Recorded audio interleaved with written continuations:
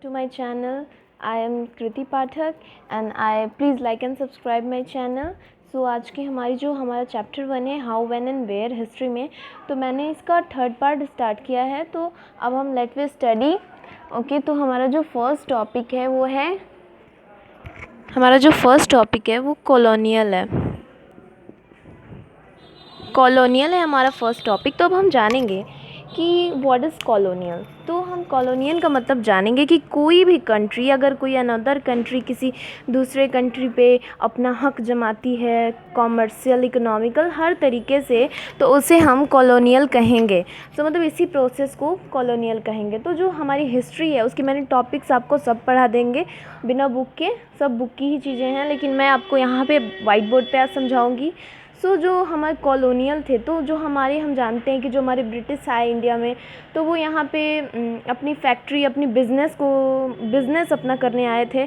यहाँ पे कम दामों से चीज़ों को ख़रीदते थे और जाके यूरोपियन मार्केट में अधिक दामों पे बेचा करते थे। तो हम अब जानेंगे, इस चैप्टर में हम यही पढ़ेंगे कि बिज़नेस से लेके यहाँ के जो अब इकोनॉमिकल और कॉमर्शियल तरीके से जो हम पे वो अपना रूल स्टेबलाइज़ किए, उसके तरीके आज हम जानेंगे। जो कॉलोनियल थे, जो ब्रिटिश थे हमारे, जो ब्रिटिश यहाँ पे आए थे, वो क्या करते थे, जितने भी राजा और नवाब थे, जितने भी राजा थे और नवाब थे, इनको ये सब्जुगेटिंग कर लेते थे।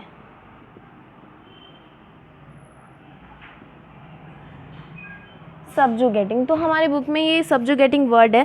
तो ये जो सब्जुगेटिंग वर्ड है वो बहुत इंपॉर्टेंट वर्ड है, तो मैं इसका बताऊंगी कि आप इसे हाईलाइट कर लीजिएगा। सब्जुगेटिंग जो वर्ड है, सब्जुगेटिंग का मतलब होता है किसी को भी फोर्सफुली अपनी बात मनवाना, इतना उसको परेशान कर देना या फिर उसको हरा देना कि वो हमारी ही बात माने।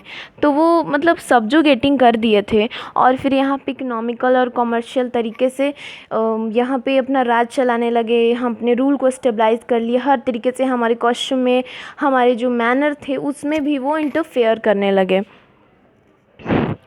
हम अब हमारा जो है बहुत इंटरफेयर करने लगे, और तो इसी प्रोसेस को जो है वो कॉलोनियल कहा जाता है।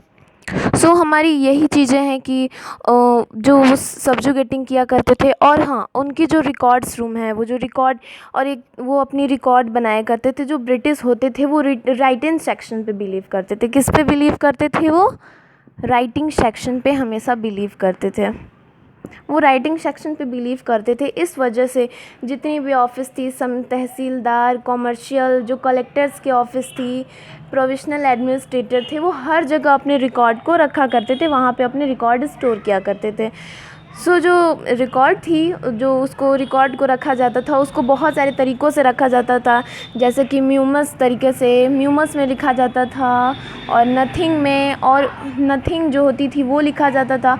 और जितने भी रिपोर्ट होते थे उसको भी उस रिकॉर्ड रूम में रखा जाता था, जो रिपोर्ट होती थी। और सब में एक एक ऑफिसर्स, एक एक कलेक्टर बना दिए जाते थे कि जो रिकॉर्ड रूम की अच्छे से प्रिजर्व कर सके, क्योंकि वो राइटिंग सेक्शन पे बिलीव करते थे। और जब वो कोई भी राइटिंग सेक्शन पे बिलीव करते थे, कोई भी रिकॉर्ड, कोई भी नॉसिंग और कोई भी म्यूमस लिखते थे, तो जो बातें होती थी, तो जो प्रॉपरली क्लियर बात होती थी, उससे कोई डिबेट नहीं होता था। और जो भी जितनी भी मैटर होती थी वो उनके क्लियर होती थी। किसी भी चीज़ में प्रॉब्लम होती थी, वो रिकॉर्ड रूम में जाके जो भी इन्वेस्टिगेशन होते थे, कोई भी लेटर हुआ, कोई भी चीज़ हुआ, किसी भी चीज़ का अगर चार्टर आया, तो वो लोग रिकॉर्ड रूम में जाके ईज़िली ये सब ले लिया करते थे। जो वो लोग थे, जो ब्रिटिश थे, अब वो क्या करते थे कि जो उनकी न्यू जनरेशन थी उसके लिए पोस्टैरिटी करते थे। पोस्टैरिटी, अब यहाँ पे जानेंगे कि पोस्टैरिटी क्या है, और मतलब वो क्या करते थे अपने न्यू जनरेशन में। पोस्टैरिटी का मीन क्या है आखिर? तो जो पोस्टैरिटी होती है, मतलब ये जो करते थे, हम लोग जानते हैं कि जितने भी रिकॉर्ड थे वो रिकॉर्ड रूम में रखा करते थे। 2 टाइप से रखा करते थे, एक आर्चीव से रखा करते थे, वो एक आर्चीव से, और एक म्यूमस से रखा करते थे, म्यूज़ियम में रखा करते थे। ये 2 वर्ड्स बहुत इंपॉर्टेंट है, आर्चीव से और म्यूज़ियम से। ये लोग 2 तरीके से रखा करते थे। तो जो आर्चीव में थी वो सारी चीज़ें वहाँ पे स्टोर रखी रहती थी।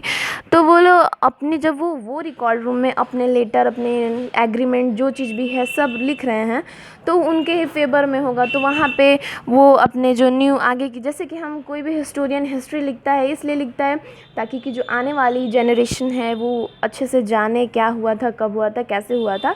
तो वही चीज़ वो पोस्टेरिटी रखा करते थे कि उनको, उनकी जो आने वाली जनरेशन है जो इंडिया पे रूल स्टेबलाइज़ करेगी, वो उनके बारे में अच्छी अच्छी चीज़ें जाने। तो जो है जो ब्रिटिश, तो लेकिन वहाँ पे वो नहीं शो होता था कि वो लोग कितने मतलब हमें रूल स्टेबलाइज़ किया करते थे। ये सब बातें कहाँ से पता चलती थी? बहुत सारे लोगों के बुकलेट मिले, बुकलेट से या फिर कोई भी चीज़ से, ये बुकलेट से एक डायरी होती थी, बहुत लोग की डायरी मिलती थी, उससे पता चलती थी। सो मतलब कि इतनी सारी बातों पे ध्यान देने के कोई मीन नहीं है। बस हमें ये जानना है कि जो कॉलोनियल है वो ये होता है। मतलब इस टॉपिक में हम मेन चीज़ अब बता देते हैं एक बार फिर से। जो कॉलोनियल होता है वो क्या होता है? कोई कंट्री अनदर कंट्री पे हर तरीके से, इकोनॉमिकल, सोसाइटी, कॉमर्शियल, हर तरीके से उस पर अपना रूल स्टेबलाइज करे, उसी प्रोसेस को कॉलिनेशन कहा जाता है, उसी प्रोसेस को कॉलिनेशन कहा जाता है। और नेक्स्ट थिंग इस टॉपिक में और दूसरी इम्पॉर्टेंट बात है कि कोई भी अगर मतलब वो जो ब्रिटिश होते थे वो राइटिंग सेक्शन पे ज़्यादा बिलीव करते थे, और उनके जितने भी एग्रीमेंट, इन्वेस्टिगेशन लेटर, जो भी चीज़ें होती थी वो अपने रिकॉर्ड रूम में रखा करते थे, रिकॉर्ड रूम में रखते थे। बस यही इस टॉपिक में है। और हमारी जो नेक्स्ट में है, नेक्स्ट हमारी बुक में आप देखेंगे हमारी बुक में है, नेक्स्ट टॉपिक है सर्वे बिकम इम्पॉर्टेंट।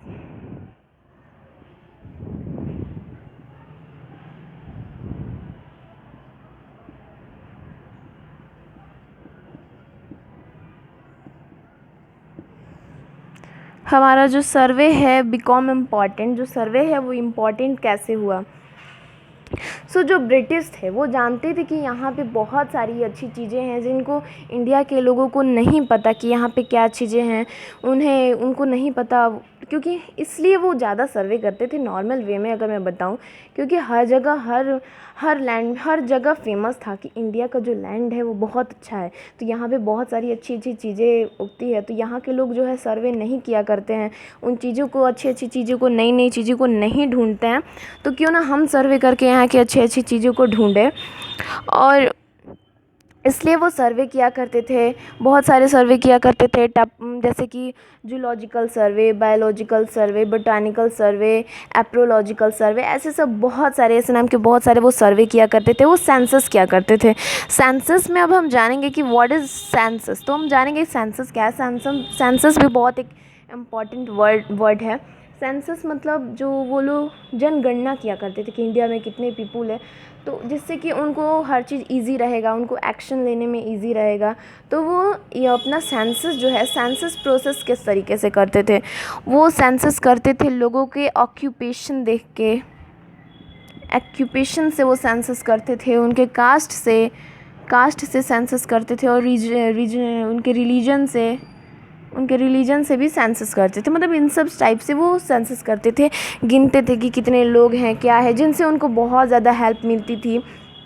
और सर्वे का एक मुख्य कारण ये भी है कि वो कॉर्पस करते थे, कॉर्पस अच्छे तरीके से कर लेते थे। अब हम जानेंगे कि कॉर्पस क्या है। तो ये भी इम्पॉर्टेंट वर्ड है। आपकी बुक में जितने भी इम्पॉर्टेंट वर्ड दिए, जो भी वर्ड है वो बहुत ज़्यादा इम्पॉर्टेंट है। तो कॉर्पस में अब हम जानेंगे कि कॉर्पस क्या होता है। तो जो कॉर्पस, जैसे कि जो हम लोग जानते हैं कि उस टाइम वो रेवेन्यू कलेक्ट किया करते थे, तो जो रेवेन्यू कलेक्ट किया करते थे वो और एक जगह रखा करते थे, उसी को जो बिग मतलब बड़ी मात्रा में, बिग अमाउंट में जब वो रेवेन्यू को और टैक्स लेते थे, उसको कॉर्पस कहा जाता था। तो इस वजह से, जैसे कि एक सर्वे हुआ था, तो आपके बुक में एक फिगर भी है कस्टर्ड एप्पल का भी सर्वे किया गया था, तो निकला था। मतलब यही हमारे चैप्टर में है। और बहुत सारे रिबल्स की भी डिबेट जो हुए हैं वो भी बुक में हमारे दिए गए हैं। उसमें भी, उसके बारे में हम चैप्टर 5 में अच्छे से पढ़ेंगे। तो बस हमारे चैप्टर में यही था। तो हमारे चैप्टर में बस यही इम्पॉर्टेंट थे, कॉलोनियल थे, सर्वे बिकम इम्पॉर्टेंट। सो ये सब जो चीज़ें हैं मैंने बहुत अच्छे से आपको बता दी है। तो मैं नेक्स्ट चैप्टर जो है हमारा, वो हम नेक्स्ट वीडियो में बनाऊंगी। Okay, thank you.